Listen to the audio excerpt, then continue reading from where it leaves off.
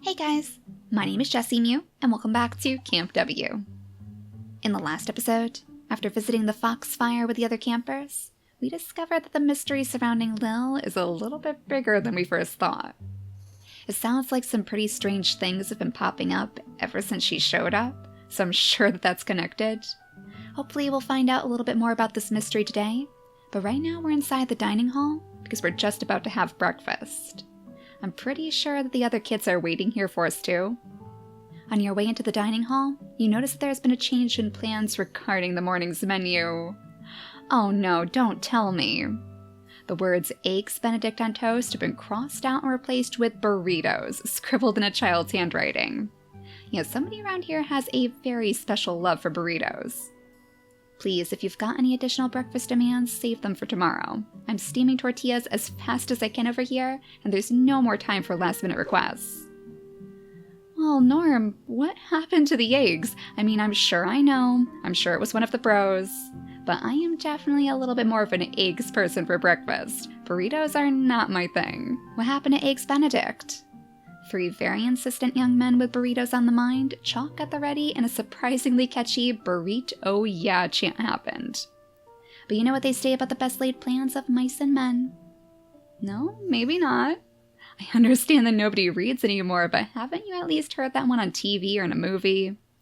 It's probably different in the witching realm. They probably don't have the same sort of books and movies and whatnot. A tweet? A Twitch stream? Not one bit. Well, spoiler alert, things don't always happen like we plan. What about when squirrels make plans? Those never work out. You feel Nugget preparing to jump out of your bag and argue this fact, so you hold the zipper closed, ultimately proving Norm's point just to rub it in. Here's a plan you'll be happy you carried out. Eat this. Norm slides a plate down the counter at you. It's a perfect cylinder of food wrapped up tightly. Norm's special burrito? When you sit down and take a bite, you find that it's filled with fluffy eggs, crispy potatoes, and crumpled up sausage bits. Oh, that actually sounds pretty good. Put a little of my homemade hot sauce on there and it might just be the best burrito you've ever had. New plan, learn how to cook from Norm. His food is way better than anything your mom makes. Norm's burrito is nearly an out-of-body experience. You don't so much as eat it, as float up to the rafters of the dining hall and watch yourself eat it. When you snap back into it, you realize you've actually had 2 burritos in 3 minutes, way faster than any of the other kids, though you did have some help from Nugget. See, I bet Norm is getting back on Nugget's good side. The fastest way to Nugget's heart definitely seems to be food. As everyone else chows down, you take the chance to excuse yourself from the dining hall and slip outside. Oh, I wonder if she's going to contact her family? I know she's supposed to check in with them twice a day, so if she doesn't hurry up, she's probably going to get an earful from her mother. I think you might be confused. The food is inside the building, not outside. Out here is just grass. In there are burritos. And while they're eating, it's our chance to go back to the bunk for a minute. That breakfast got me thinking about when Mom tries to force whatever stupid health food she's into back at home. Last summer, she was all about seaweed. It was so gross. It actually kind of smelled like that bathroom this morning. Like, exactly like it. All the more reason to steer clear then. Like seaweed? But why would that smell be here? It doesn't make sense. Who would cook seaweed in a bathroom? Another witch, perhaps? Ooh, that's interesting. A constipated sushi chef? Ew, too much Nugget. The thing I'm having the hardest time comprehending is who would walk away from an all-you-can-eat burrito buffet. Come with me now and I promise I'll learn how to make burritos later. Otherwise, I could just hand you over to Norm and ask him to take care of you. Not sure how he'd feel about orange fur getting in the food, though. Nugget pulls half a burrito out of a pocket in his cheek. Oh, of course. He can just store away his food inside those big squirrel cheeks of his. I knew not to trust you, so I packed this away. You're not the only one with insights, you know. When you re-enter the bunk, you find it just like you left it. They're probably just hoping the bunk catches fire so they never have to deal with it. Remember, nobody is asking you to do this. There are those footprints on the floor, too. Like, I wonder if that's a clue. And now that she's mentioned seaweed, doesn't it almost look like there's seaweed in the trash? I know, but it just doesn't make sense. We've been around the other campers all day and all night. I really don't think any of them are responsible for this. And if that's the case, who or what is? You heard Sid and Sophie. They were talking about it maybe being paranormal. I'm pretty sure that, to them, we're paranormal. If this is connected to the witching realm, I want to know. I'm just starting to like this place. I don't want this whole thing turned upside down on me now without warning. Hey, do you think somebody else went through the portal with her? You pull a fuzzy, reddish-brown leaf out of your bag and rub it on the tip of your nose, then hand it to Nugget. Is that a special leaf? Is it going to make it so she can't smell? Yeah, musk leaf. This is going to knock out your sense of smell for the entire rest of the day. We all have to make sacrifices. Oh, why do I feel like the sacrifice here? You hold your face over a pile of dirty socks to see if it has taken effect. Might as well be a bouquet of flowers. Keeping tabs on you for your mother has never been so disgusting. If a face full of rancid socks isn't enough reason to head home right now, I don't know what is. Guess he's not eating that burrito anymore now, huh? Probably for the best. This bathroom looks like something out of a sci-fi film. There's green sludge coating the shower, oozing across the tiles and down the drain. Large, slimy footprints leave from the shower out of the room, as if someone has made a hasty exit before they finish cleaning up. Yeah, that's what I was talking about before. It looks like the footprints are even inside this bathroom as well. So that has to be a pretty big clue. Ooh, who has a crush on Piper? Is that a shampoo bottle? It's hard to tell since the label is coated in filth, but if it is, there's a good chance it belonged to our slimy suspect. What item would you like to look closer at? Alright, so we have the footprints, we have that shampoo bottle, and the drain, of course. Well, honestly, I am quite curious to see more about these footprints. You track a number of large greenish smudges on the floor leading from the shower to the front door of the bunk. There's something quite suspicious about the size of the footprints and the distance between them. These footprints are enormous. I doubt it would be any kind of human who made these. Or are we talking about monsters now? See, there's more to this than we thought. And you think that factoid is going to make me happy? This is my summer vacation too, you know, and playing kid detective isn't how I imagine I'd be spending it. Alright, so we can look at the other items too, that's good. I thought they were only going to let us look at one. Well, let's look at the shampoo bottle next. You wipe away some of the slime covering the shampoo bottle and get a closer look at the label. You're so surprised by what you see, you almost drop the bottle onto your own foot. Oh, look at that! That's her mother's name? So is this actually from the witching realm? Mom? A glamour shot of Mila stares back at you from the bottle in your hand. You immediately recognize the photo. It's from your mother's short-lived beauty brand, Aura by Mila. One of Mila's rare missteps, the brand launched early in her career but was quickly discontinued. It was discovered that one of the main ingredients caused rapid, full-body hair growth when exposed to the light of the full moon. Like a werewolf? Most of the leftover stock was sold off to the werefolk, who enjoyed the lustrous shine it left on their fur. Other non-furry customers weren't nearly so charitable, though. A few leftover boxes of the stuff have been sitting in your basement ever since. Yeah, it really sounds like somebody went through with her. Or maybe somebody was already here to begin with. Maybe they sensed that she appeared and went through the portal too. I didn't know this stuff was still in circulation. I wonder what it's doing here. Ooh, Aura by Mila?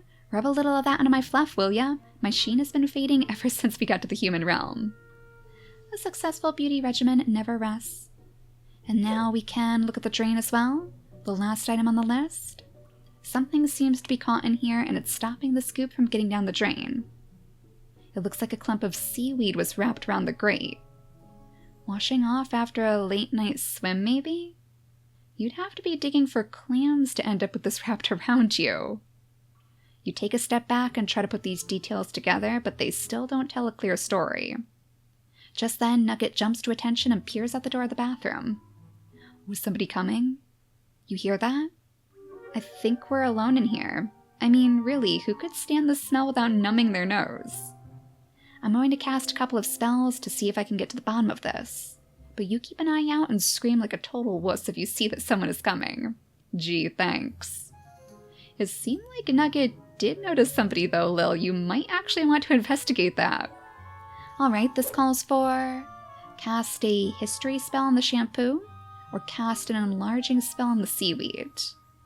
I think a history spell might help us a little bit more.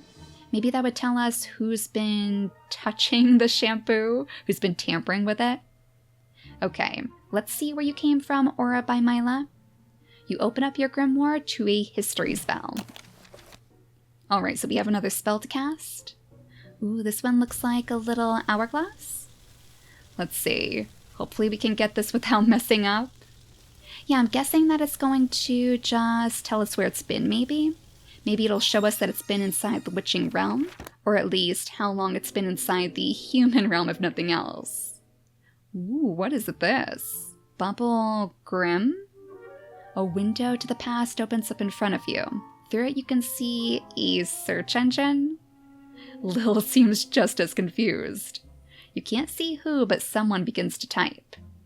Best shampoo for delicate skin. It backspaces a bit and types again. Best shampoo for scaly skin. Best shampoo for extremely scaly skin. It pauses for a moment before submitting. Best shampoo for extremely scaly skin plus a flower scent. Best shampoo for extremely scaly skin plus flower scent plus on sale. Well, that was helpful, I guess. Yeah, gotta get the sales. The scaly monster knows how to shop. Alright, this calls for... Oh, the enlarging spell. Alright, I guess the history spell didn't work exactly as intended then. You reach down into the drain and gingerly lift a dripping wet strand of seaweed out. It must be the longest piece of seaweed you've ever seen. You open your grimoire up to an enlarging spell. I mean, is that really going to help us though? The swell sight spell? You would think it's going to end up breaking the drain, to be honest, if whatever is attached to the other end ends up getting bigger. But I don't know, hopefully Lil knows what she's doing. The seaweed grows to 10 times its size, resulting in a vine that would look typical hanging off Jack's beanstalk. It looks like that spell affected more than just the seaweed itself. What were formerly greenish small specks clinging to the seaweed are now the size of silver witch dollars. Scales? Did they get tracked in from the lake with the seaweed? Or did they get scrubbed off of whoever was cleaning up in here? Ah, big scales and right inside that seaweed. Yeah, I wonder what on earth was inside the boys' bathroom. You would think they would notice if something like this came in through the front door. You pluck one of the scales off of this giant sea vine, rinse it under some clean water, and slip it back into your own pocket. Then you drop the rest onto the floor where it shrinks back down to a normal size. A slow, creaking sound echoes through the bunk, startling you. Nugget, is that you? Return to the scene of the crime, have we? Someone is coming, FYI. Great, thanks for the heads up, Nugget. Someone has caught you nosing around the boys' bathroom. With no place to hide, you'll have to step out into the bunk and face your accuser. Good luck. I wonder if it might be Ruby. Oh, it's our camp counselor. The boys' camp counselor, at least. Todd Frittata, boys' head counselor, stands between you and the doorway out of the boys' bunk. Oh, Lil, how are you going to talk your way out of this one? A bit early in the summer to start pulling pranks, isn't it? Pranks? Yeah, he definitely thinks it's you, Lil. Jack, used what? Don't play dumb with me, newbie. I know dumb all too well. So, you gonna confess? You notice a glimmer in Todd's eye. He doesn't appear to be upset just yet, but there's no way of knowing how he'd react if he found out you were a witch. It seems that the detective has become the prime suspect. You have to think fast to draw Todd's attention away from your investigation before you're found out. How will you respond? Later, dude, just run straight out the door. Not sure what you mean. Well, looks like you got me. I don't know, like, playing dumb doesn't seem like the best idea, but just running straight past him doesn't seem too great either. We don't want to confess, though. What would that even do? I just feel like running would be way too suspicious, so you know what? We're gonna try our best to talk our way out of this. You figure that the best course of action is to play dumb, and if that doesn't work, you could always turn him into an animal. Yeah, Lil, that's gonna solve all your problems. He'd probably make a pretty cute rabbit, or a fluffy little dog. I don't know what you're talking about. Are pranks a big thing at this camp? Are they a big thing? Methinks the camper doth play dumb too much. Everyone who comes here knows that prank warfare is a major part of this camp's legacy, stretching back to the founding of the whole place. I mean, whippy witchy? That's not even a real word. Convincing kids to keep saying it for generation after generation in itself is an incredible prank. He sure doesn't seem to be buying your act. You start to slip your hand into your bag to see what ingredients are available for an impromptu potion. Wait 1 second. Why am I telling you something you must already know? I see what's going on here. Maybe if you just stay quiet, he will talk himself tired and fall asleep right here on the floor. You're leading me on a bit of a goose chase, aren't you? Your overcommitment to this whole gee whiz, aw shucks, who me routine is so obvious. You must have known it'd make you a suspect. Meanwhile, the real suspect, with whom you are obviously in cahoots, is off committing a major prank right now. That's right, Todd, you better catch up to them. Skitter right on out of here and find the real culprit. But I'm too busy here talking to you to catch them in the act. I must say you almost had me. But what you don't know, you see, is that I knew that you knew, that I knew that you knew about Camp W's rich tradition of incredible pranks. Sure, Todd, we'll roll with it. And now I know that you know. I'm in your head, Lil. I'm pouring a concrete foundation as we speak. I live here now. You definitely know one thing, this guy is bonkers. What can I say? Except that I don't know what you're talking about. I can see that we're going to have quite the summer. Todd fishes through his cargo pockets and reaches out to hand you something. Oh my gosh, does he have another one of the badges for us?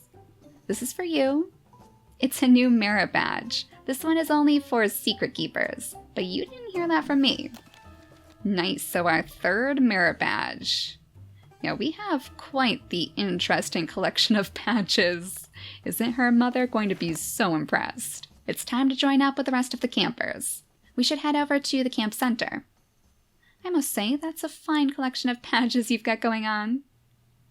Alright, so at least we learned a little bit more about the mystery. We still don't really know what sort of creature is haunting the campgrounds, but it sounds like they're definitely connected to the witching realm.